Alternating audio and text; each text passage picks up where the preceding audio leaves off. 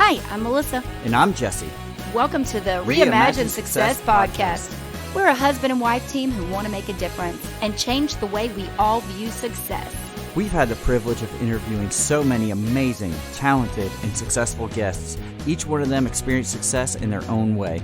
We want to change how society views success by inspiring you to live your best life and celebrate your successes no matter what that looks like, big and small. Success looks so different for everyone, and we want you to reimagine your success. Welcome to Season 2 of Reimagine Success. Welcome back to Season 2 of Reimagine Success. Hey, everybody. Hope your week has been amazing. We've just come off of a pretty intense couple days ourselves. We're ramping up our businesses and really doing a lot of work in every aspect of our lives at this moment. Oh, yeah. There's so much going on, and it's incredible the amount of work that can be accomplished when you really put your mind to something. When something happens and you're just like, you know what, all of your focus is on this one particular thing and you are just gung-ho and going to make it happen. Yeah, especially when you kind of put away the other distractions, the things that were keeping you from your dreams. And you're like, all right, this is the time we're pressing forward. We're doing this 100% and just going for it. That's kind of where we've been last little bit. And it's been really awesome. It's been a lot of fun, like trying to figure all of this out and work as a team together. And it's been a really pleasant experience. Yeah. And if you want to know what exactly we're talking about, then you need to head over to our Patreon account. Head over to patreon.com/creativeglobal, and you will understand the backstory of everything that we are talking about right now. Yeah. And also you'll get tons of bonus content. You'll get extra episodes. You'll get stuff that we are not airing for the general public that came from our episodes. You'll get music from me. You'll get previews of Melissa's comic books, all kinds of crazy stuff on there. So for less than a cup of coffee per week, you're going to want to subscribe to. Actually, a month. A month. A month. It's $5 a month. It's a cup of coffee. So just give us a cup of coffee and we'll be good. I mean, just don't get 1 gallon of gas and you'll have enough to get our Patreon. Totally worth it. But no, we appreciate you guys. We love you guys so much. And we are so excited to share all of the successes. We actually are about to start a section where we share successes. So if you have a success story, we know that we've been getting them through email and through social media, but we would like for you to actually record your success stories and send them over to us, either at reimaginesuccesspod@gmail.com, social media, however you would like to. But if you want to record that, either audio or video, send that over to us and we'll make sure that we add that into the episode. Yeah, we love celebrating everybody's success. That's why we do this podcast. So with that, we've got an unbelievably successful guest this week that we're super excited about. And he's somebody that Melissa's known for a while, but Jay Plyburn is currently a morning news anchor for the ABC affiliate in Grand Rapids, Michigan, but he's originally from West Virginia. As a child, he was raised on the stage and took part in countless theater productions, but his career eventually placed him in front of the camera. For the better part of 15 years, Jay has worked as a journalist for news stations in Texas, Arkansas, Georgia, and now Michigan. Jay also remains actively involved in the performing arts. He has a recurring role on The Resident on Fox and can also be seen on Insatiable, the Netflix show. In a prime example of art imitating life, Jay plays a journalist on both shows. When he's not acting or reporting the news, Jay is honing his skills as a producer. He has produced 2 TV pilots and a short film, and he's currently producing a feature. In his free time, he enjoys traveling with his wife and enjoying the great outdoors. He also loves to cook and spends much of his time in the kitchen experimenting with new recipes. Some of Jay's other hobbies include mountain biking, backpacking, and washing dishes. That's an interesting hobby there, Jay. So welcome to the podcast. And I don't even know what free time you would actually have. So Thank you. Thank you for having me. Yeah, it is some weird stats there when you put it all together like that. And I do love washing the dishes. That's a true thing. Hey, everybody has something. Some guys like to get on the lawnmower and just ride for hours, so other guys apparently like to get behind the sink and just very satisfying about cleaning dirty dishes. I have a process though. You should know things have to be in their rightful place, but I can make it work in any sink situation. As long as there's running water, the dishes. That's awesome. So you've got like a neurosis about like where your sponge has to be and the sinks have to be piled just right. Yeah, it's not so much a neurosis.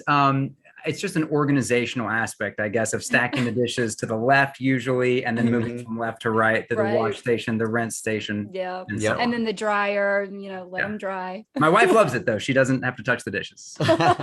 So it's been weird for me because in our old house, we had the left sink had the garbage disposal. The right sink was kind of where I would stack the dirty dishes. And then on the right of that is where we would dry. Well, now our drying station's on the left, and all our sinks are like kind of backwards, and it's messing up my whole routine. It's just insane. It's chaos. Enough about dishes though. But we do love our new house. So there's nothing else to say. So it's okay if it's on the left. Very good. But yeah, Jay, go ahead and tell us a little bit about yourself, your story, where you came from, and everything about where you are to now. Okay. So as mentioned in the bio there, my story begins in West Virginia. I grew up there. Both my parents are from there. I was a little unsure of what path I wanted to take in life. Both of my parents are entertainers. They met in choir. They do musical theater, church productions, all this stuff. So my brother and I were raised with a very sort of entertainment mindset. We were constantly auditioning for local commercials, local stage productions, and I ended up doing show choir in high school and all this. So I knew I kind of wanted to try to bring joy to the masses through entertainment somehow, whatever that looked like. I went to Marshall University in Huntington, West Virginia, which is where I grew up. And I wasn't sure exactly how to go about doing what I wanted to do. So I was getting a business management degree at first, and I ended up getting into an acting and modeling conference down in Orlando. And I met with a talent agent there who changed everything. He said, "This is great that you're focusing on business management. There's a lot you can do with that. But if you really want to entertain, maybe you should study theater or broadcast journalism." People forget that Denzel Washington studied broadcast journalism. Brad Pitt studied broadcast journalism. And so this was just like, okay, I want to go back and learn about the camera and how to present myself in front of it. Because if I'm being quite honest, the theater folks that I grew up with were some of the weirdest individuals I've ever met. And I thought that is not the path for me. I'm not weird enough for them. All respect in the world to them, but I just didn't think they would accept me. I just didn't think I was weird enough. And so rather than taking the theater route, I took the journalism route specifically to learn about the camera and how to be comfortable in front of it. And the thought originally was, I'm going to move to Hollywood after I'm done with college, and I'm going to be the next action movie star or whatever. But reality set in, and the news industry just kept offering me good jobs. So fresh out of college, I actually worked a radio gig there in Huntington for a while first, doing a midnight to 6 a.m. shift. That's where everybody starts, the wonderful overnight shift. And I enjoyed radio, but eventually within a year of graduating college, I had the opportunity to move away from my hometown there in West Virginia and try my hand at TV news. So I was hired as at the time it was called a one-man band reporter. Now they just use the term multimedia journalist, which really just references a person who does absolutely everything. They are the boots on the ground, interviewing people when something happens. They're setting up the interviews if nothing is happening already. They are the ones who write, edit, shoot, produce, and then put their face on TV at the end of the day and try to look good telling the story. So it's a complicated job, this MMJ position. They hired me to do that weekdays and weather on the weekends, which still seems weird to me because I have no training in meteorology. And they told me this was West Texas, by the way, Midland, Texas, my first news job. And they said, you don't really need to know much about the weather because the weather doesn't really change here. It's just hot and dry most of the time. And so I was like, okay, that's today cool. Is hot. Today is dry. It's hot, yeah, it's hot again today. Happy Tuesday. So so I jumped in and learned what I could about the green screen, which is kind of weird. You know, everything's reversed. It's backwards. Yeah. And I had a lot of fun with it. And early on out there, within the first 6 months, the opportunity to anchor came along. And that's kind of the highly sought after on-air position with any news station. So I jumped at the opportunity to do that. It went really well. And they made me the weekend anchor. So I still was filling in, doing weather. They can't call me a meteorologist because I don't have a degree in meteorology. So they called me the, weekend forecaster or weekend weatherman or something. So I continued hustling as a reporter through the week and anchoring on the weekends, occasionally filling in, doing weather. before it was all said and done, in my 3 years out there, I got to do news, weather, and sports. And I put together what I thought was this fantastic reel for my next job. And the agent that I signed with said, this is going to confuse people. They're not going to know what you're really doing if you can't do news, weather, and sports. These are 3 separate divisions within media here. You got to pick one. And so I can't explain exactly why I went with news, because the news of the world is crazy, but I stuck with news, put together a newsreel, and it launched me to my next job in Northwest Arkansas, where I was a weekend anchor there. Through a unique series of events, got fired from the ABC affiliate there and picked up by the local CBS affiliate, offered considerably more money in the same market to be the main morning anchor. And so I thought, okay, this worked out very well. No brainer. Yeah. So it was kind of a no brainer at the time. And so I did that, had a really good experience in morning news there, albeit a crazy schedule. I did that for a few years there. And then I transitioned out of it because of a lot of different things happening at the time. All of a sudden we were hearing these terms, fake news, and journalists couldn't be trusted. And it was just kind of frustrating on a daily basis that the time and effort we put into telling stories that people would not take us seriously or would not trust us. We, historically we're this trusted source of information. And all of a sudden, depending upon what station you were watching, people were saying journalists can't be trusted. So I bailed out. I said, this is not what I thought I signed up for. Yep. I'm going to pursue my dreams. And so I moved to Atlanta, Georgia, the land of opportunity for actors, I was told, because of all the massive productions happening in Georgia now, and hit the ground running, met Melissa within the first couple of months on the set of Ozark, right? Ozark, yes.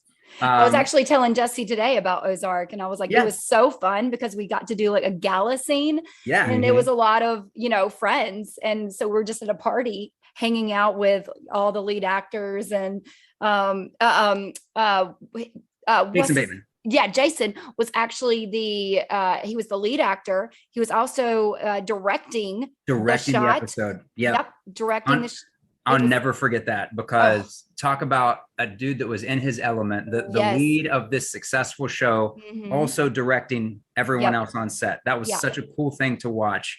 And of course, Laura Linney doing her thing in there. I love the show. I'm a big fan. I'm sad it's over now, but it had a good run, and I was glad I got to be some small part of it. And a funny follow-up to that, when that episode finally came out, because I think it was like the premiere of the next season, right? It was the first episode. I watched it. It was just a fraction of a second that I was on screen, but one of my friends texted me and he said, "Did I just see you in an episode of Ozark?" Or maybe it was days later or something. I said, "I don't know how you saw that. You must have really been paying attention to the background extras." So that was a proud moment that I got to be in a scene with the wonderful Jason Bateman and Laura Linney. Yes. That sounds a lot like my first movie experience. I did Red Notice on Netflix. Oh, okay. And literally you see me in the bottom left-hand corner of the screen. I'm there for, like you said, a fraction of a second. I'm sitting at a table. I was supposed to have this great big part of the band. They hired me as a cellist, to be a part of the wedding band. And then they reshot the scene a different time with a different group because Ed Sheeran couldn't be with us. And it was like COVID. It was a whole thing. And so like when I realized I was cut from that scene, I was really bummed, but I had my 2 seconds, 1 second of being in there. I was like, I made it. Yes. Success. There it is. Yeah. Oh man. It was my first film debut. So I was going to be really bummed if I just got cut altogether, but at least I got in for a second. God bless the people who do the background work, because those are long, grueling days, oftentimes for very little pay. And the payoff, sometimes you're in the scene, sometimes you're not, but you dedicate 8, 10, 12 hours in some cases. So needless to say, that was a good experience on set that day, and clearly made some lasting relationships. Considering we're sitting here chatting now, I don't remember what I did after that necessarily, but I just started auditioning. I got involved with an actor studio, Nick Conti's professional actor studio in Atlanta. It's been there for a long time. And I auditioned for Nick. I was super nervous, but I rehearsed this monologue, and he had a beginner level, an intermediate level, and an advanced level class. And he said, if you want to come into the advanced, you got to audition for me. You got to answer some questions. So I went through the process and I got into the advanced class, which again, I look back and I'm like, thankfully I was prepared, because I kind of had an idea of what he might ask about concerning Meisner and different acting techniques. And then I had a good monologue. So I had a great time studying under Nick Conti, and the other teachers there were really great. And I just auditioned nonstop, as actors do. The big get came in the form of The Resident. It pays to know people in this industry, right? Yes. So I had started dating a girl whom I'm now married to, and her cousin is the creator of The Resident, and she's the lead writer, Amy Holden Jones. She's had an excellent career. And so at one point in Atlanta, Whitney and I were falling in love. This is part of our love story. And there was an opportunity that looked like it may take me away from Atlanta. She had a very good, high-paying corporate job in Atlanta, and there was an opportunity on the table for me to be, and I don't remember the title exactly, but it was an on-air personality with QVC, which is based out of, it's near Philadelphia. New Kensington maybe or something, but somewhere. It's up north. I've had that opportunity and I turned it down because it was so far away, but it's such good money. Oh my gosh. It was a $250,000 contract. Yeah. It was doing something that I think I'm pretty good at, just being on camera, talking about different things. So I went through, products. I did a phone interview that went well. They did a Skype session with me that went well. They flew me out to New York for the big audition. Meanwhile, Whitney's thinking, oh my gosh, this guy's going to leave. I've fallen in love with this guy. He's going to leave. So she reaches out to her cousin, unbeknownst to me. She reaches out to her cousin through email and says, hey, I really like this guy. There's an opportunity maybe for him in Pennsylvania. Do you have any connections in the industry here? He's trying to find his way as an actor. So Amy responds and she says, I can't just put him in a show. But if they're ever looking for something that he fits the bill for, we'll see if we can get him an audition.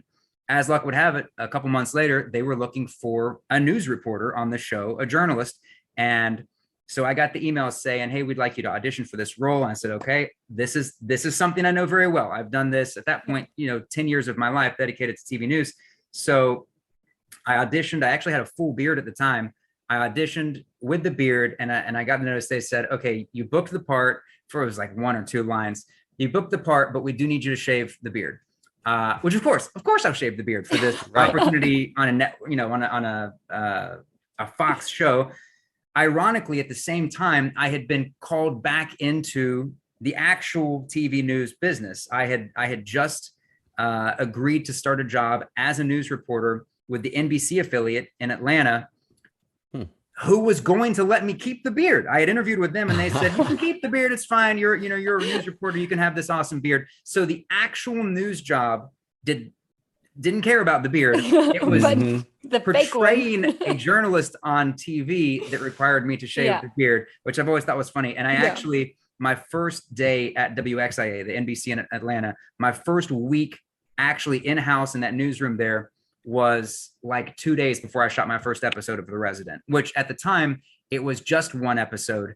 But for whatever reason, they kept weaving me into the storyline. So I ended up doing 6 episodes in season 2 and had so much fun meeting the different people, different cast members, the crew members. They've got a really, I'm a huge fan of the show. It's clearly a success as it continues getting picked up.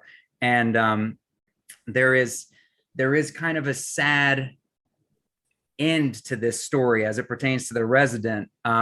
When I took I'm fast forwarding here a little bit, but when I took my current job as a now morning news anchor with the station here in Grand Rapids, I got asked to do another episode of The Resident just last year. And I had to run it up the flagpole with corporate, and they said no. They said, because I'm in a different position here. It's actually with the same company I was working for in Atlanta.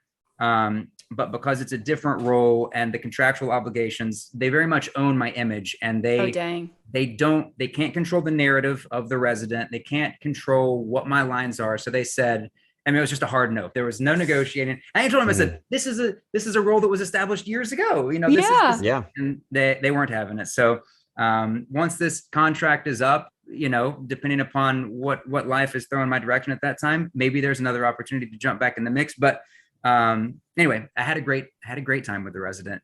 And let's see. So that brings us to Atlanta, which is where I was when COVID-19 took over the world. Yeah. And so, and I think you guys know a little bit about this, but I don't know how in depth you want me to go. My wife and I, so we got married in October 2019. A few months later, the pandemic hits, the world shuts down. We decided to renovate a camper van and just travel. We didn't know what was going to happen with the world. She actually resigned from her corporate job for ethical reasons the first week of June. 2 weeks later, I found out that my department with NBC Atlanta was being totally demolished. They're just pulling the funding from it.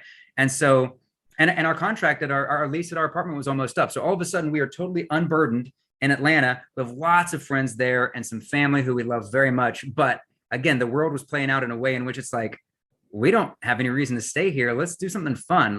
We had inherited this van from her uncle. So the renovation kicked into high gear, and it's a very sort of lackluster job. We did not know what we were doing. We watched some YouTube videos and, installed some lights very poorly. And it's a really rustic job that we did on this 2000 Ford Econo line, but it's awesome. It's got a bed in the back that folds up into a couch, so you can sit on the couch and look out the back or out the front. It's got a little kitchen that Whitney designed that's got a 5-gallon water jug that pours into a collapsible sink that's got a gray water tank beneath it. There's drawers for the dishes and for food. There's a little, rope lights that go along the edge inside there to make it cute. And it just, I didn't want to do it when she first pitched the idea to me. I was like, I don't want to live in a van. And she's like, we're not living in a van. We are traveling in a van, and we're living in all the awesome places that we visit. Yeah. And when she put it like that, I could not see any other path for us at that point. So we went all in. We got some help from some friends in Metro Atlanta, some people who actually know some things about carpentry. And as soon as our lease was up, we hit the road. That was August of 2020. We had no idea where we were going, other than we wanted to go to national parks and we wanted to go out west. And so we hit the ground. We went to Mammoth Cave National Park first in Kentucky. From there, we went basically due west to Colorado to visit with my buddy Rodney, who's a filmmaker, talk to him about some projects. And then we just kind of bounced all over the place. We ended up doing, if I remember correctly, 20 national parks in 26 different states in 5 months. So we didn't stay anywhere too long. One of our favorite places, Sedona, Arizona. We stayed there for probably the longest. We were there about a week and a half, just because we just loved hiking. It's just you just didn't want to leave. All the feels. Yeah, we didn't want to leave. Matter of fact, that was one of 2 places where we visited and we thought, okay, we can stop here. We can just try to find work here. We can just slum it living out of the van, or try to find a little apartment. Sedona, fantastic place. I hear the energy in that area is just like, have you been? No, I haven't, but I really want to go. That's on our bucket list to go out there. It is incredible. Whether you believe in vortices, these vortexes or not, there's something going on there that is just kind of magical and mysterious. And we didn't fight. We didn't argue about one thing the whole time we were there. I mean, not that we argue regularly anyway, but couples get into it about stupid stuff. We didn't have any issues there. Everything was great. And plus there were some kind of unusual things aligning there that just didn't make sense, but they happened. And so we just rolled with it, and it was a great experience. We'll probably end up living in Sedona at some point. Did you see anything in the sky extra while you're out there? Nothing, no phenomenons per se. I hear that all the time in Arizona. There's always, you see something in the sky, or you see something, the UAPs or UFOs. Oh, and I would believe anybody who says they see weird stuff in Sedona, because it is such a high energy place. It's just really unique, and there's beautiful hiking out there, and I would recommend it to anybody in the world. Go to Sedona. Even if you are handicapped and can't hike, just drive through that area and experience the views, experience the smells. Everything that Sedona has to offer is wonderful. Enough about Sedona. So anyway, we did not stop in Sedona. We continued traveling, and eventually, let's see, we were on the West Coast actually celebrating our honeymoon, our first anniversary, when my agent called and said, there's a station in Grand Rapids, Michigan that's interested in you for the morning anchor job. Do you want to consider this? And the quick answer was no. Michigan is too far north. We're not, we like warm weather. We don't want to live that far north where it's cold. Yeah. And didn't even really consider it, except for the fact that for one reason or another, I like to take interviews, even if it's a hard no for me. I like to meet people. I like to talk to people. And so I thought there could be an opportunity here to let these people know about me and what we're doing. And then maybe in the future, there's an opening in a warmer part of the world that might be of interest to me. And so I did the interview, and I ended up loving all these people that I interviewed with. Because I chatted with the co-anchor. I chatted with the meteorologist. I chatted with the executive producer. I chatted with the news director, the GM. All these people, not only are they legitimately good people, but they were following our travels on social media. They were very much up to speed with what we were doing and embraced it and thought it was awesome. And were like cheering us on and asking about these different adventures we'd been on. And so I thought that, what a neat thing that these people, they don't know me. I mean, they just had been told about me. Hey, this is an anchor candidate. Look him up on Facebook. And they thought it was so neat what we were doing. So that meant a lot to me.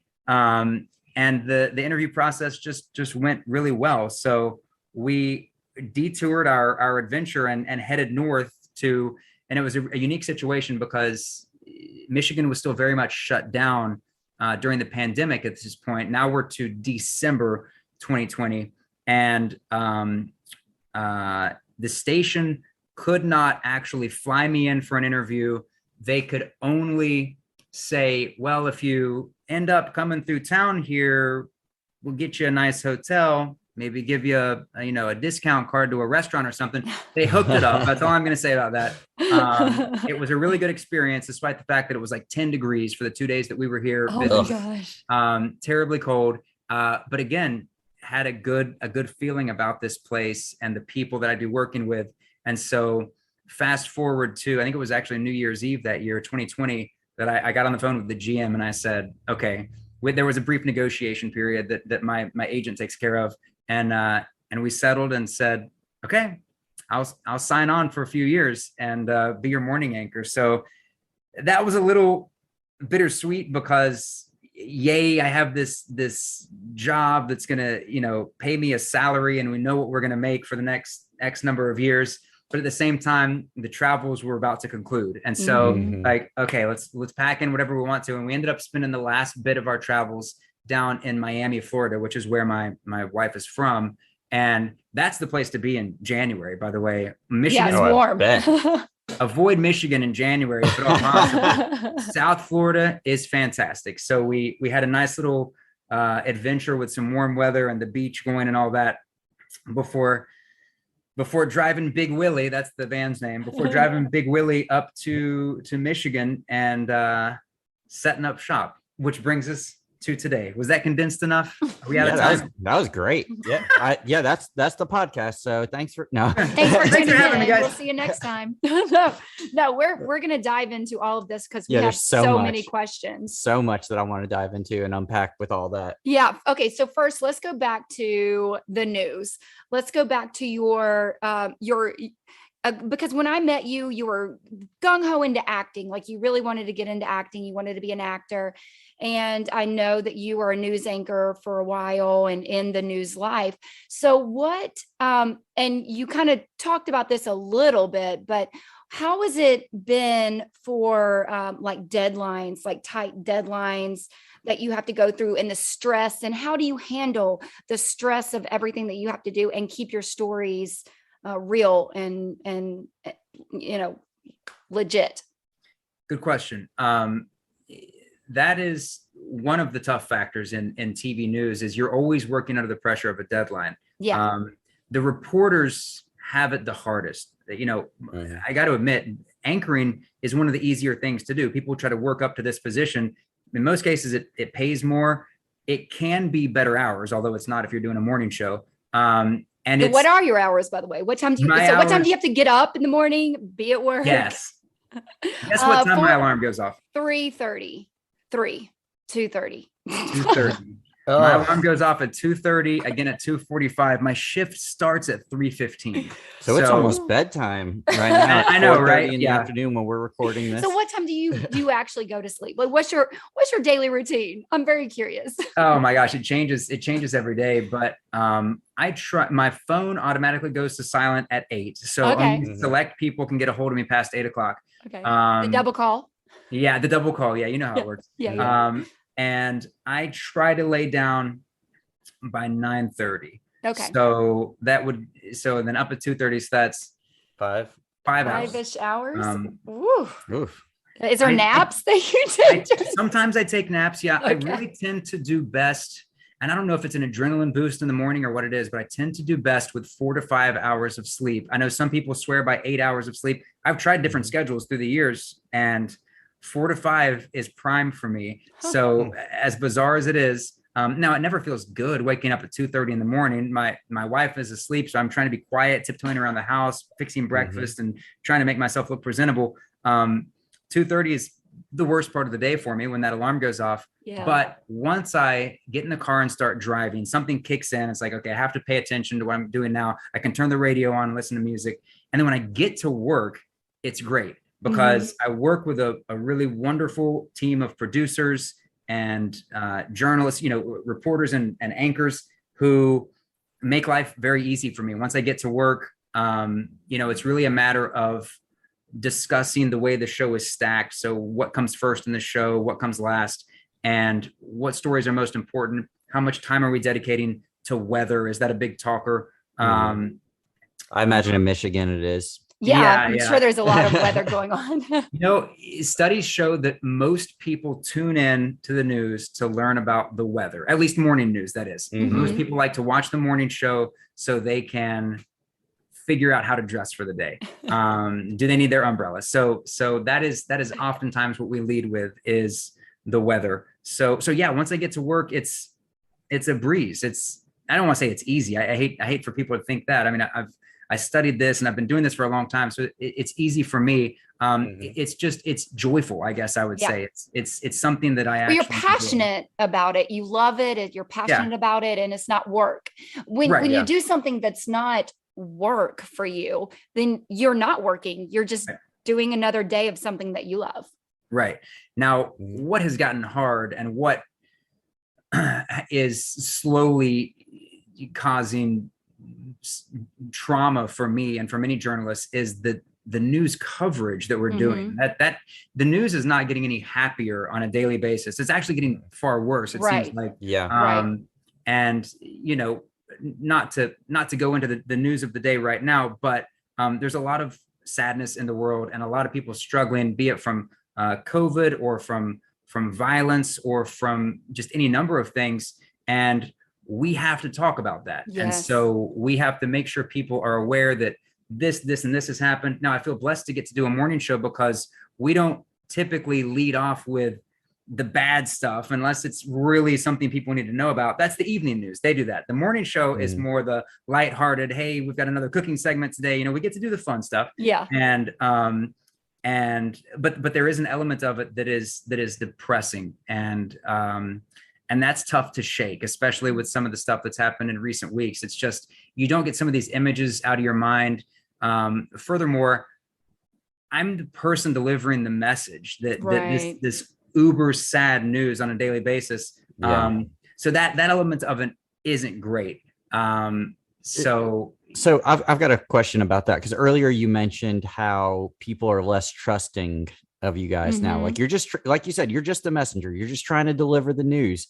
And yet, the way that you deliver the news could be drastically different than the way the competing station delivers that same story, or, like the little twist that you got that the writers might put on it, or however that works out. How are you making sure that you're reporting fairly and bias free and just reporting the news rather than promoting an agenda?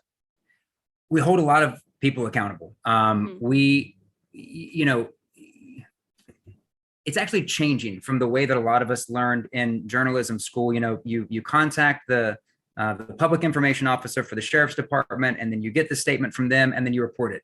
That is not how we do it anymore, because what we found is that the public information officer or the media relations person or whatever for different companies, they are biased themselves. And so they're putting out information to make their department look good that's not necessarily accurate. Now, we always want to attribute where we're getting the information, right? According to Sheriff such and such, this is happening.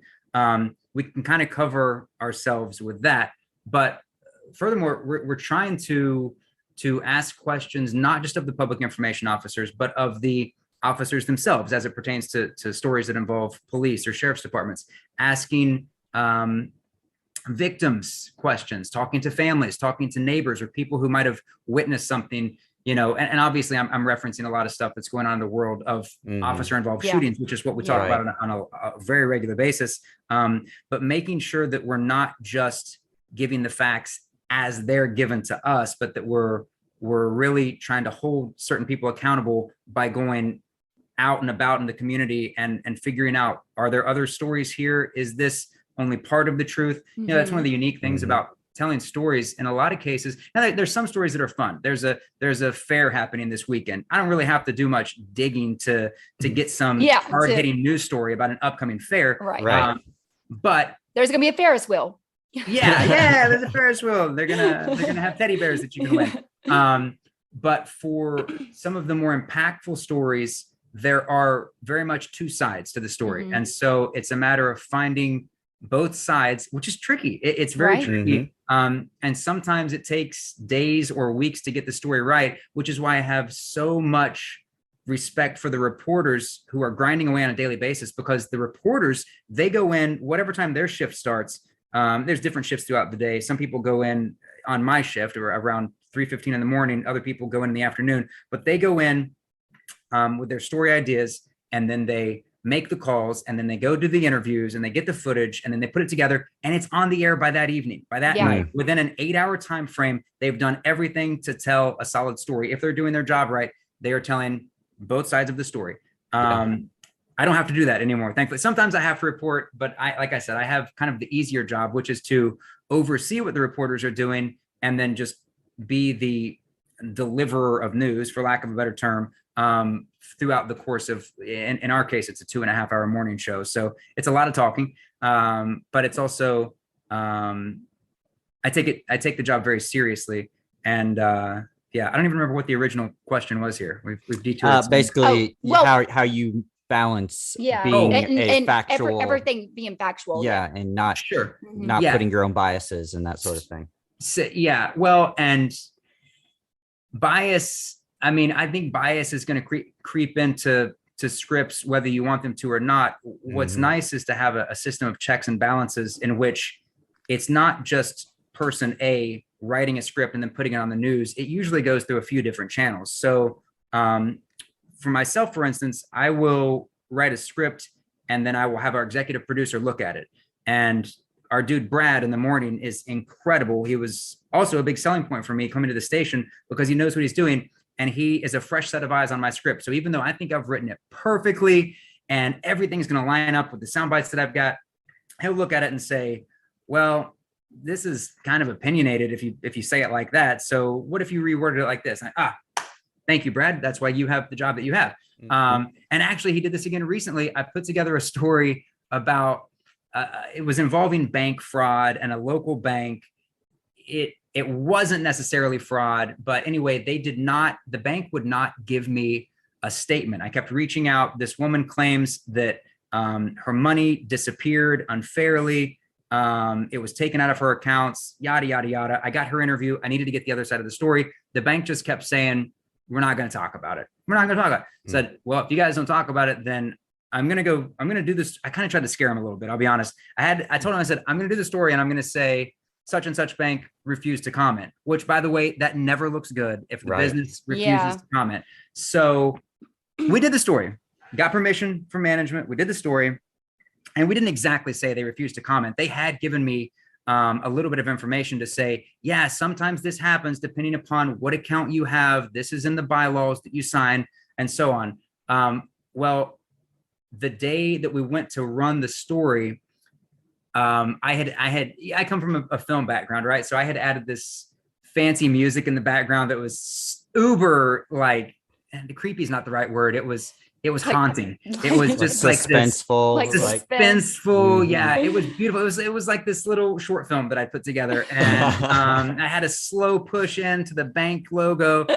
I go in the next morning, the morning the story was going to air, and Brad comes over and he says, "Hey, your story looks really good, but you got to take that music out because that totally changes the tone." And he was right. I'd looked at it so many times at that point that I was adding a dramatic effect and everything, and it wouldn't have been fair to keep that in there because people would have watched that story and said, "Oh my gosh, we're never going to bank with this group again." And that was not the goal. So we took the music out, which it wasn't nearly as exciting without the music, but we told the story like that. Still got good reception. A lot of people clicked on it online. A lot of people saw it. All of a sudden the bank wanted to comment after we ran after you aired it. Said, "Oh no, hold on. Okay, we'll make a comment. Here's what happened. This lady didn't actually give you the whole truth." So why they didn't say that in the beginning, I don't know. Yeah, like they're saying that they're not doing something correct by omitting, Yeah. So long story short, yes, we try to hold people accountable. There's a system of checks and balances that goes into each story to make sure that we're not showing our own bias. Nevertheless, there are people out there screaming fake news, and that you can't trust what you see on TV. And I would encourage people to question everything they see on TV anyway. Question our reports, question the competition's reports. You really have to decide for yourself what you believe, what is right, what is wrong, what is factual. And so, but yeah, to answer your question, a lot of effort goes into that. And there's constant training for us. We're in the middle of another training session right now about some of this, about holding different groups accountable and how we can be better storytellers and be more fair and accurate just in our reporting in general. No, I love that. That's so important. And for me, like I have a hard time believing things that I see in mainstream media. I just feel like as American people, we are often less informed than we should be, and that there's a lot of stuff hidden from us. And so it's great to hear that people like you are out there trying to give fair, truthful, double-sided, representation for every issue and making sure you have those checks and balances. That's so important. Oh yeah. Yeah. And I know that since then you're not doing The Resident anymore. Are you able to do any other acting while you're in Michigan? I'm not. So I got in a little bit of trouble last year. I didn't know I wasn't supposed to do any acting. Okay. And what happened was I signed with a new agency when I got out of Detroit, and I booked the first audition that I had. It was right around my birthday last year, and I was really excited. I was again typecast playing a sports reporter for a car insurance. If it works, it works. Keep going. Right. Yeah. It paid really well, which is what drew me to it originally. And so I auditioned and I booked the role, and it was a Detroit local commercial. So it was only going to air in Metro Detroit, which is nowhere near Grand Rapids. So I wasn't worried about it. Well, that part of it was wrong. The agency or somebody, I still haven't determined who, had messed that part up. It was not a Detroit local commercial. It was a statewide commercial. And so all of a sudden I'm showing up on a commercial on the competitor news stations out here. And this was within my first 6 months. They had just pumped all sorts of promos onto the air, promoting me as the new face of the morning show and all this. And all of a sudden I'm also appearing on Fox and CBS. And it just kind of blew up in my face. It wasn't my fault per se, because it was a miscommunication. But corporate came to me, Tegna is the name of the company I work for, whom I love. And they basically said, what happened here? How did this happen? And so I explained everything to them, and they said, okay, well, you can't do that. We're not going to fire you, even though we could. We're not going to fire you. Well, that's good. But we need you to sign this thing. We can have this over and done with, saying that you understand your contract to the fullest extent, and you will not do any on-camera work through the duration of your contract. Which is like, oh my God, this is my happy place. Is being if you can't see that, Jay just stabbed himself in the heart. So sad. Yep. I acted like I was stabbing myself. I didn't actually stab myself in the heart. Okay, that's good. I mean, he's still talking. So yeah. So, but the point being, like, it was very realistic, very good actor. That's what I hope you believed it. Acting is kind of what I love the most. And so to find out, I had just signed this contract thinking I could do both of the things like I had been throughout my entire career. And to find out that I cannot currently do the acting, at least not on camera, was a little heartbreaking. But I also get it from their perspective. They want me to be viewed as a credible source of information. They, as we talked about earlier, they can't control scripts and exactly. Things like that. They can't control the scripts. They can't control the content. Now I'm told I can still do theater if I want to do stuff in that world. I can do voiceover if those opportunities ever come my way. I can do podcasts, talking about stuff that's happening in my life. And I can produce, which has created some fun opportunities for me. Currently trying to take the next appropriate steps forward with a film called Fake News Movie, which it's so funny that it's called that because of what we've been talking about here. It is not a right-wing touting fake news spewing movie. It's actually about it's as if you're watching a cable news station on the day aliens arrive. It takes place during the Clinton administration in the year 2000. It's a great script written by a guy named Jeffrey Michael Bays out of Missouri.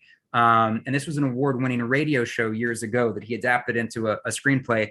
So I jumped on board with this a few years ago. He was looking for a Bill Clinton impersonator, and I can do a Bill Clinton impersonation.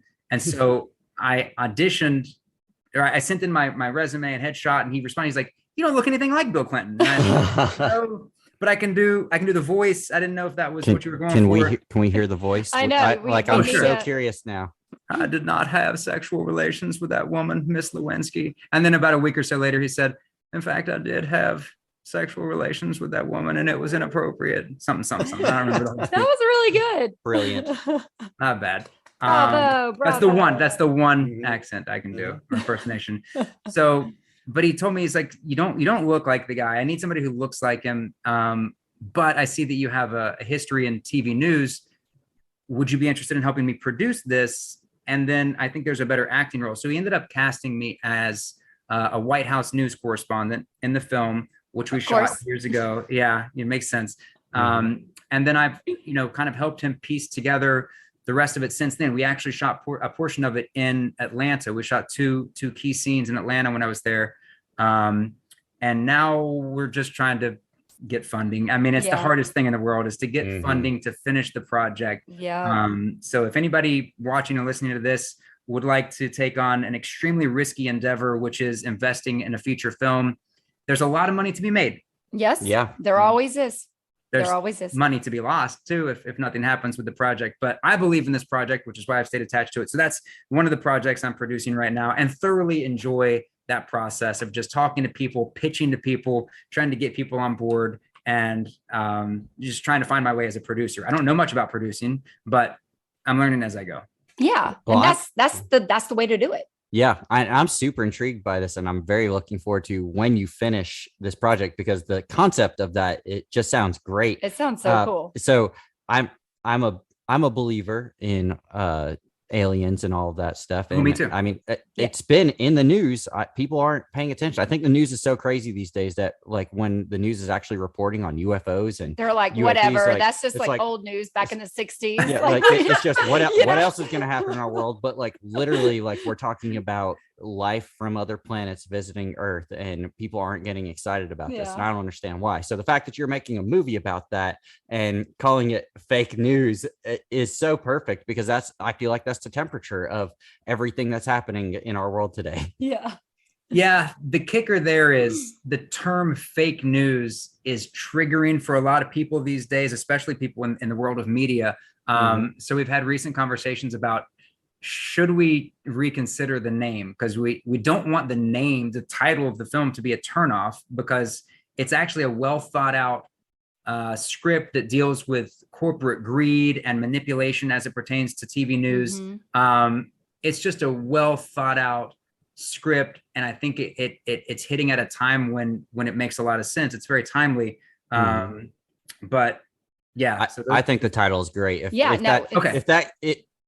My opinion obviously is the most important, but clearly, if you want some good unbiased general population opinion, I think it's perfect, and I think it'll hit real well. We'll definitely watch it and give you like all of the recommendations and the view and everything that we need. Awesome. You heard it here on Reimagine Success. Go support this movie when it comes out, and support it before it comes out so they can finish it. Yeah, that'd be great. And now going back to your road trip, I know you just got married at this point. Your newlyweds sold everything, like literally sold everything, right, Jay? Like you sold your furniture and we sold just about everything. Okay. A chunk of it, like we had some art, some wall hangings and stuff that we really loved that people didn't want to buy them. We couldn't give them away. So like, well, we'll just put them in storage. So we had a small storage unit while we were traveling that we kept a few, but yeah, we did get rid of all our furniture and everything except for, I don't know, a couple dozen things that we came back for. Right. Right. I mean, that itself, it's cleansing in a way, was it was like liberating. You are having to live out of one drawer in the van. Basically, like that's all the clothes you had. So what did you learn about yourself? You were traveling for how long? 5 months total? 5 months. Yeah. We had figured, based on some conversations we had with people who've done this before, of which there are quite a few out there. We felt like we had enough money to live off of the grid, so to speak, for 6 months. Now, because the job opportunity came when it did, it got cut a little bit short to about 5 months. But I learned a lot of things. I learned that the West in this country is so massive. You can just drive and not even scratch the surface of what there is to see out there. Utah, incredible. So much good stuff to do out there. Arizona, New Mexico. I mean, there's just some really beautiful places out there. I also learned I can live with very little. I speak for my wife as well, but just because I know that she got lit up by the whole process. We had the time of our life out there, and we would go, if I'm being honest, we would go days without showering sometimes. Now we were brushing our teeth each night. We had that sort of stuff, but we were living a very different lifestyle than what we've lived our entire lives. And it's pretty liberating to do that, especially when you consider the van, of which there are, plenty of pictures on social media for anybody who's interested in seeing Big Willie. This is not a camper that you can stand up in. This is a van. It's a van. Yeah. It's a van. Yeah. I couldn't even stand up to put my pants on in the morning. I had to like bend over, and it was tricky business. You learn how to do certain things in a small space. But it was great. I mean, it actually, because that happened within our first year of marriage, it put us in such close quarters with each other that it was either going to go north or south. Like we were either going to survive this trip, or we were going to end it and say, I can't stand you. Which in a lot of our close friends said, are you sure you want to live in a van with this person that you just married, that you've only known for a couple of years? Because we got engaged within our first year of meeting. And we said, we wanted to do it. And so I think it brought us closer together, just being under the same tiny little van roof there for so long. Plus, just the opportunity to travel to new places, eat in new restaurants. Now, admittedly, we could have done it for much, much cheaper than we did. There were plenty of days when we had food to cook for dinner, but we were just too tired. So it was, let's just go to this restaurant and have dinner. Let's just go. Let's let somebody else cook for us. Yeah. Or we would, one of the fun things, I was telling you how the bed turns into a couch, and of course it's got the back doors. So we would go to drive-in movies, and we would open the back, and we would sit on the couch looking out the back and prop our feet up on the table that comes out from the back. So we did some kind of extravagant things that you don't have to do in this life, but it made it fun. I feel like you should rephrase that too. Things that you have to do in this life. Like, I feel like we need to do it all. Jesse and I, we have matching tattoos. That's all the things, which is all the things in the entire world, all the things in our relationship, all the things. I feel like everyone should experience all of those things, whether it's going out to eat at a restaurant or a nice restaurant, or going to a drive-in movie and just chilling in the back of your van in a couch. Like, no one really gets to do that. So those are the things that you should be doing. Those are the experiences that you will remember and that you will say when you get older, like, hey, we did this. We went and traveled through it in a van. Like, it's so cool. 100%. And I'm glad you said that, because as you guys know, 2020 was tough for a lot of people. Like people lost their jobs, people lost family members.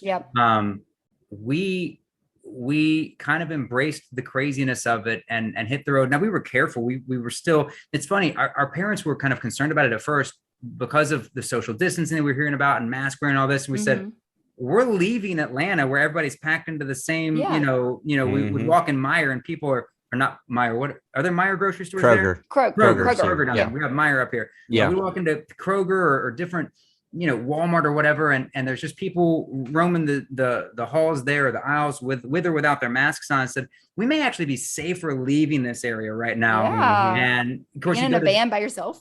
And then when we're out hiking, very rarely did we cross paths with other people. Occasionally we'd see somebody, but we're outside. We're not standing in close quarters with them. So we made the most of year one of the pandemic and never looked back. And it was, like I said, we had the time of our lives. We ended up spending, for anybody who's interested, I think we spent about just over 10 grand for 5 months, but that's pretty good. Everything. Yeah. And That's Big Willie, insane. Big Willie's a gas guzzler too. That was constant. When I thought you were like, we were doing stuff extravagant, I was like thinking $50,000. $100,000. Yeah, whatever. No. And like I said, that's with going out to eat few nights a week. That's with going to the movies. That's with buying, sweatshirts and knicknacks at random places. Now, obviously we didn't have a lot of room to just keep buying things. Right. And we were at the mercy of some friends a couple of times. We had just talked to people, said, hey, we're going to be traveling through. A lot of people kind of followed our adventure online. So I said, hey, when you're traveling through this area, make sure you look us up. So we did take advantage of that. And we stayed with some friends in a couple different places, Colorado, New Mexico, Northwest Arkansas. People would just give us their spare bedroom for a couple of days, and we could, take a real shower. You know what we did for showers? This was genius, I feel. And this was my wife's idea as well. We had a black card membership to Planet Fitness. And so there's a Planet Fitness in just about every major town in the country. So we just go through. Did we work out?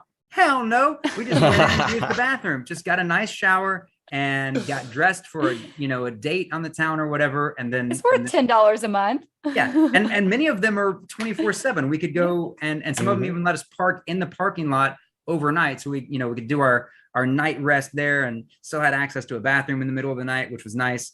Shout out to Planet Fitness for letting us do all that. No, that's awesome. My parents just retired this last summer and or at the beginning of the summer. And so they took off in an RV, real nice, brand new RV. They a traded little their different old than one. Big Willie. Yeah, but it's funny because you mentioned, that you were freshly married. People were like, are you sure, you want to go out and test your marriage? My parents have been married like 20 something years now. And we're looking at them like, are you sure you want to go out and be in a confined space? And they've got a big RV. It doesn't matter if you're newlyweds, if you're been married for 25 years, everybody's still going to question you. Are you sure? Like for us, that would be ideal. Like we spend 24 hours a day, every day together doing, we work together. We do all of our creative stuff together. We literally do everything together. And we're trying to find like, how can we spend more time together doing things? And so the idea of just like packing it all up and going on a road trip across the country sounds amazing. If I didn't have kids, I know, right? we'd be out on the road right now, just living it up. In So- Spain, Portugal, Yeah. Belize. I don't know. Plan for it later in life. It's never too late to go out and do that. Oh yeah, we definitely are. We have the adventurous spirit, and as soon as we are a little bit more free, we will be out there We'll be doing this rolling podcast around. from the road. And hey, if the price is right, Big Willie can be yours. Nah, Yeah, you're hey. selling I it. have to talk to my wife about this first. Yeah, since we have a baby on the way, I don't know if you knew this. Congratulations. No, I Yay, didn't. parenthood coming up. Aw. Congratulations, and I'm sorry. No, I'm just kidding. Your Yeah, adventures that's are the over general for a sentiment. minute. For a minute. You'll come back to them. Big Willie was not built with a third person in mind. So there is only the 2 front seats and then the bed Couch. bed couch in the back. So we could, I think, do some necessary repairs to install a safe enough place for a child to sit, but I Yeah. don't Why see would that you want happening. to? Yeah. I don't think that'll happen. Well, congratulations again. That's Thank you. awesome. That's awesome. How far along are you guys? 7 months, so due in September. Okay, so Nice. do you know what it is yet? Are you girl, boy? We do Are not know any specifics. We're waiting to be surprised. you- Okay. Matter of fact, we have told my the people planning our baby showers in the near future, we don't want to play any like gender games or anything because we're trying to avoid all that. Also, we're hoping that by not knowing, we avoid getting a blue sailor outfit or a pink dress, and we'll just get gender neutral. Just yellow. stuff. Yeah, everything Yellow. yellow. Greens. Yeah. Greens and great. blues. I Earth love it. tones, all of the things. Purples. Yeah. Rainbows. Yeah. So apparently you and I have something deeply in common. We really? are both Yeah. huge connoisseurs of fun socks. Yeah. Yeah. So what is your favorite pair of socks that you currently own? And we need a good description of these socks.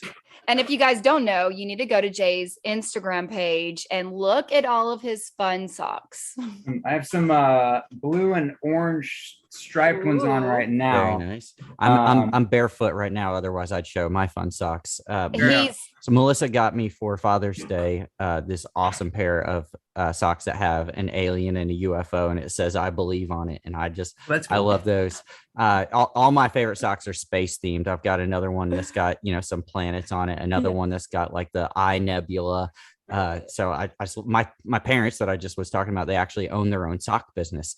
And so he gets all kinds of cool socks. They live down in Milton, Florida, and so they in some of the local stores they have their sock display, and then they go around the country and they do all these different festivals and fairs and sort of thing and sell their socks, and it's just a really fun business for them, and it's going to be their retirement plan. It's just selling socks, and it's so cool. I love that. Nobody's ever asked me this before. I have a favorite pair of socks.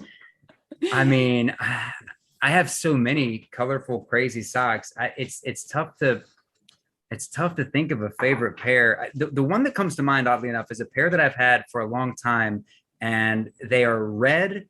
They're bright red with little blue and white. Well, not blue. They're just with little navy.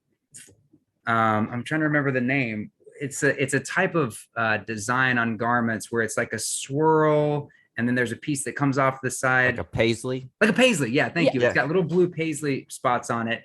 And it's nothing special per se, but I've had it for a long time. And every time it comes to the washer and dryer and I can find its brother right there. And I'm like, there's still no holes in these socks. I cannot believe how long this pair of socks has lasted, because, you get some pairs of socks, they look great, but after a couple washes, they're done for. Yeah. So yeah, my tried and true red with blue paisley are some of my favorites, I guess. So let me ask you this, because I'm very much this way. When you're deciding on your outfit, do you think about your socks first Matching? and then the rest of your outfit, or do you think about the rest of your outfit and then what socks will go with that? Because I think about my socks pretty early in the decision-making process. That is so funny. He really does. I used to base outfits around my socks. I do not anymore. Actually, my co-anchor Meredith and I, we text each other first thing in the morning. So if she texts me first, she'll say what color scheme she's going to go with that day. if I text her first, it's whatever color scheme I'm going to go with. So oftentimes she's texting me first, say, hey, I'm going to wear purple today or whatever. So really, even though you can see my socks in some of the shots on the morning show, for the most part, 90% of the time, you just see from, the top of the desk to the top of my head. So the color coordinating comes in more of the pocket square and the tie. And actually at this point, I don't try to match. Occasionally I'll try to match my socks to the accoutrements or whatever up here. But not as of recently. I'll just wear whatever. I actually have gone for contrasting colors recently, just for the segment. Make it fun. Yeah, just to make it fun for when we're at the couch set, as they call it, when we're sitting on the couch and I can cross my legs. Then you can really see the socks, and they're catching on. People are starting to realize. And matter of fact, a guy messaged me on social media the other day, said, "Where do you get your socks? I love your socks." And at the time I said, actually, most of them come in the form of gifts. I haven't had to buy socks in quite a while. Cool. So we know what to get you for Christmas. Yeah, that's same for me. It's great. Every Christmas, my parents, they take us all to their shop, and then they're like, all right, pick out socks. Pick out socks. Yes, it's my favorite That's part. fantastic. So it's funny because like I'm a musician, and I play rock concerts and that sort of thing. You never see my socks. I wear skinny jeans, and shoes that come up to the skinny jeans. And even though I cuff my jeans, I don't cuff them high enough to see my socks. But cuff them higher. Yeah, I should, honestly. But like for me, it doesn't matter. Like if you're seeing my socks, if I know that I'm rocking an awesome, like if I'm wearing my Thor socks, that just have Thor, the God of Thunder, on the sock, nobody's going to see it, but I just feel confident as all get out just because I know I'm rocking an awesome pair of socks. It allows you to hold your head a little higher to have a fancy pair of socks on. Yeah. Totally agree. That's awesome. Well, this is our favorite part of the podcast, and it is to share your recent success stories, big or small, doesn't matter. What are you excited about? What do you want to share with our listeners that you want to celebrate today? As in a recent success that I've had for myself? Yes. Big or small? Big or small? Oh boy, the baby, of course. Let's just say that first. Oh yeah, well that's a huge, and that was a goal in life, is to at one point hopefully have the opportunity to be a father. So we're just a few months out from that. That's a massive success that I'm terrified and thrilled about all at the same time. There is something that I was thinking about earlier today. So I covered a story last year. It was a first ever music festival held out here. The inaugural Smiling Acres Music Festival held here in West Michigan last year. A friend told me about it. So we covered it for the news, said, hey, this is happening this weekend. I go to the event. My wife was actually in Florida that week, visiting her mom. So I went with my buddy Corey, and we had the time of our lives, listening to different local and regional bands, and just living the music festival experience. I met the people who run the show out there last year. Fast forward to this year, I've become really good friends with the people involved with this production of this music festival, and I got to be one of the MCs at the event this year. And my wife actually taught her movement class, which involves yoga and stretching and dance.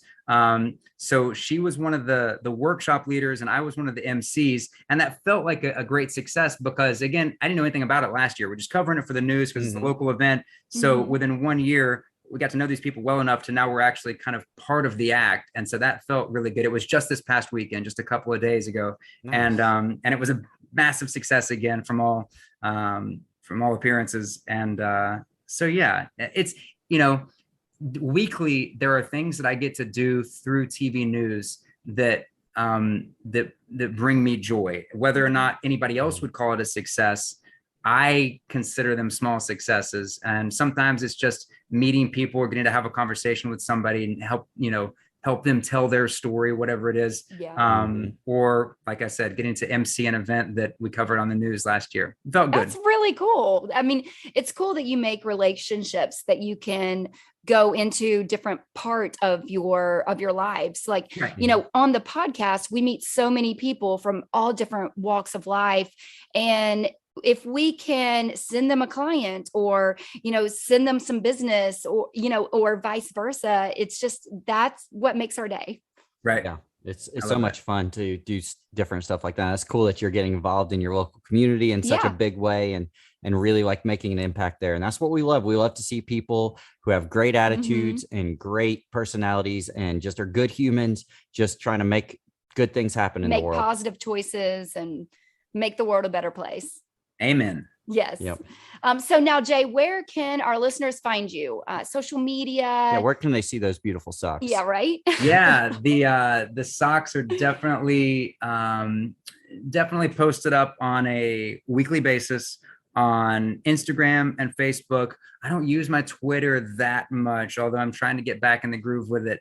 Yeah. But it's just Jay Plyburn. So my name. And that's Jay Plyburn. I like to tell people who are confused by my last name, it's like plywood burning. Plyburn. It's not that complicated. It's actually a misspelling. The last name a few generations back was Plybun, B-O-N, but it was misspelled on my great grandfather's birth certificate, and it stuck. So same thing happened to my last name. We were supposed to be Biondo, but they misspelled it at Ellis Island, so now we're Beyond D, which I like better. With an I. I like Beyond D better too. Yeah. Very special. It's like James Bond, Beyond D. Oh yeah, I like that. Yeah. Very awesome. And what final advice would you give to someone who wants to get into the news? They want to be a newscaster, anchor, or anything that they want to change careers maybe a little bit later in life and do something like this. Woo! Don't do it. No, I'm kidding. That was no, I think work hard. I think that the key in this line of work is to, we talked about this a little bit ago. Don't settle for the answers that one person gives you. Don't settle for what somebody presents as facts. You really have to do your due diligence. If you're going to tell a good story, then put some time and effort into it. And I get it, for a lot of reporters, they don't have a lot of time, but if you have the right contacts and you ask the right questions, you can still tell a well-balanced story. So I guess my advice would be, don't stop grinding when it comes to the storytelling. Make sure you get all the information. And in a lot of cases, it's a ton of information to dig through. It's tedious to try and dig through, minutes, sometimes hours of interviews in order to get the information that you need to tell the story right. But for anybody who really wants to do this with their life, I would tell them it's not easy. I think a lot of the movies kind of portray news anchors as this glamorous line of work. It is not. It's a tough line of work in journalism in general, and you really just gotta hustle and grind in order to survive in the industry and actually tell good stories. Yeah, I love it. I love it. Great advice. You've been so amazing, Jay. Yeah, this has been so much fun. We've just enjoyed everything that you've talked about, especially your trip, just leaving and selling everything and just doing what you guys want to do. I want someone to take that away and say, you know what, if there's something that you want to do in life and you're scared or you're fearful, just do it anyway. Just go for it, because something amazing can come out of it. And I mean, look at you now, you're up in Michigan, you're doing big things. I'm so proud of you, and I'm so proud of where you have come from. And, you'll get back into acting. I know you will when you're ready, when it's time.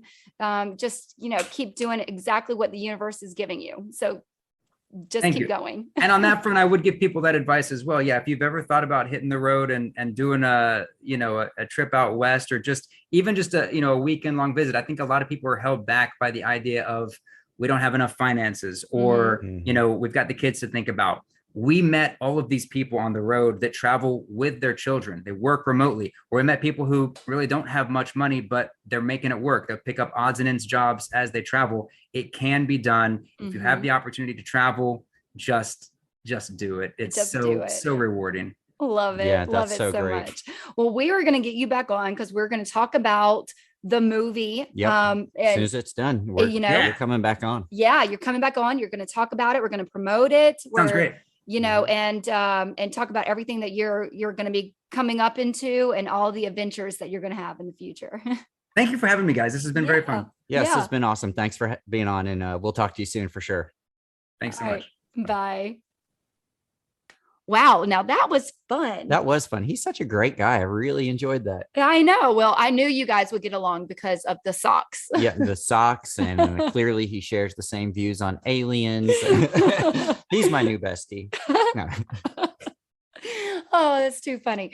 But I am real excited about the connections and the platform that we're building here on Reimagine Success. I just want all of you guys to know that you are our family, you are a team. And if there is anyone, any guest that ever comes on and you feel like that you want to make a connection, then we want you to be open and be able to make that connection. Yeah, reach out. Reach out to us, reach out to them. Everyone that we talk to and everyone that we bring on, they're very open-minded. They're like us. And we just all want to help the world. We want to make the world a better place and make a difference. Yeah. So if you connected with anything that Jay said today and or want more information about something, feel free to send him a message, send us a message, and we'll pass it on and try to get answers for you. We are in the business of connecting people. That's one of our biggest passions, is just making connections between people and seeing this world come together in community, in real community. Because that's one thing we're missing these days is people really getting together and being a community and having each other's backs and doing things that further other people instead of just worrying about your own kingdom and your own world. Like, get outside of your own bubble and see what you could do for other people, and it'll come back to you. Right. The more you give, the more you'll get. That's exactly right. And for all of those that don't know, we are producing podcasts. So if you go to www.creativeglobalpodcasting.com, you can see some wonderful details there, or hit us up, reach out to us. But if you are interested in sharing your voice, if there's something that you want to share with the world, if you want to get your product seen, if you any of those, if you've ever thought about creating a podcast, reach out. We do custom music. We want to make it custom to you. Yeah. And a thing a lot of people don't realize is podcasting, it can be complicated. It can be very complicated. A lot of people are like, oh, I'm a good talker, I can talk all day, so let me do a podcast. But then they don't know all the technical side of it and what you need to actually accomplish this, and how to be a host. It's one thing to be able to talk, but to be able to host and to carry on with guests and that sort of thing, like, it takes a team, and we want to help people do that and to have their voice heard and to get their message out there, because frankly, there's a lot of people with a lot of really great things to say, and they just don't have the platform to say it. And podcasting is an amazing way to do that. And we want to help produce your podcast. So let us know if that's something you're interested in. Send us a message on Reimagine Success. You can email us at info@creativeglobalentertainment.com. You can send us a message at Creative Global Podcasting on all of the social media platforms. Wherever you want to hit us up, we'll see the message and we'll help even you the out. website. There's a chat function right there on the website. So definitely hit us up. Let us know. Word of mouth is so great, you guys. Like, word of mouth. If you love this podcast, please share it with your friends, your family, your relatives, your coworkers. Just share it with everyone that you know, and let them know that there is a podcast out there that shares success stories and redefining what success looks like. Yeah, give us good ratings on iTunes, Facebook, all the places that you might be consuming this podcast. Be sure to leave a rating. That helps us get the word out about this podcast. And if you're the type of person that prefers a video podcast, like if you really want to know what Jay's socks looked like today when he was pulling them up for us to see. Or the acting with the knife dagger. Yeah, you missed a lot of the visual stuff if you're just listening to this podcast on your normal listening player. So head over to patreon.com/Creative Global and register for only $5 a month. You can get video podcasts ad-free. So if you're listening to this, you heard an ad at the beginning, the middle, and there's one at the end. If you don't like ads, come get our ad-free video version on our website and on our Patreon. And we'd love to have you over there getting all the bonus content. Yeah, it supports us, and it helps us support you guys to give you content weekly. Every Thursday, we come out with a new podcast for you guys, a new guest that we're bringing on. And we just want to create content that motivates and inspires you, just like that our guests do for us every single week. And we love you guys. We are so appreciative of you and how you're with our journey and how you're with us.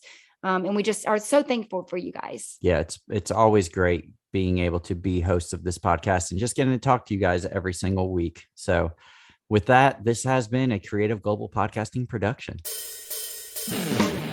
Did you get motivated? Do you feel inspired? Don't worry about keeping up with the Joneses anymore, and don't forget to celebrate your successes every single day. Thank you for taking this journey with us. Follow us on Facebook and Instagram at Reimagine Success Pod. Email us at reimaginesuccesspod@gmail.com and let us know what your successes are. Head over to patreon.com/Creative Global for bonus and behind the scenes content. New episodes every Thursday at reimaginesuccesspod.com or your favorite podcast streaming platform. So let's change our mindsets and reimagine success.